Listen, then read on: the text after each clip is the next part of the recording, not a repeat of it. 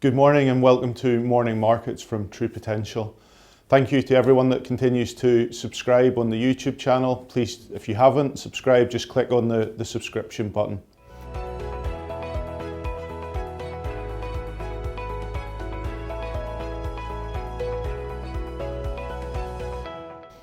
Turning to asset markets and how they've performed, looking at equities firstly, very much just really about a continuation of the theme over the course of this week of results influencing share price movement. So at a headline level, most indices little changed over the course of yesterday, but within that quite material moves at some of the stock levels as they react to results.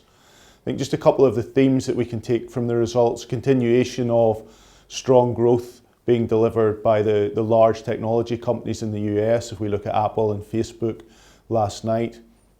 But also looking across all of the other sectors, one of the evident themes is the shortage of semiconductors and the problems that that's causing, not just for technology companies, but everything from auto manufacturers through to consumer goods manufacturers. So a real theme there emerging of the challenge of the supply of semiconductors. Also yesterday we alluded to the Fed and what they would say yesterday, very much acknowledging the strength of the improvement in the US economy that we've seen since their last meeting. So thinking about retail sales, thinking about the recovery in the jobs market. But that didn't cause them to change their view in any way. Very much continuing to focus on their goal of 2% average inflation through the cycle effectively, and also full employment.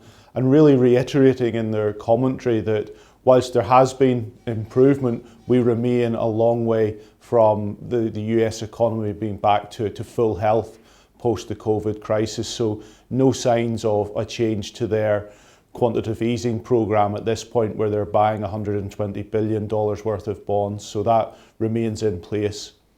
The other thing from yesterday to really touch on is President Biden's first 100 days in office. Speaking to Congress yesterday, he outlined further fiscal support programs, or fiscal expansion maybe even is a better way to term that, focusing this time on education, social care, an additional $1.8 trillion. And if we take a step back and just look at the various different support measures that have been provided to the US economy over the course of the past 12 months, it's very evident that really we're seeing a step change, particularly over the past 100 days in policy. And that policy is very much about a bigger government relative to where it's maybe been over the past 30 to 40 years. And it's going to be funded by taxation. And that was very clear over the past couple of weeks in terms of the commentary from Biden. Chris touched on this last week, but also very clear last night that this additional program will be funded from taxation, be that on corporate or be that on wealthier US citizens. So a step change in approach there, and something that we'll have to monitor over the coming weeks and months, because there's the positive, i.e. what it will mean for economic growth, but then there is the other side of it, of what it might mean for corporate earnings profiles. And it probably hasn't gone unnoticed that over the past couple of days we've seen exceptionally strong earnings reports from those large technology companies.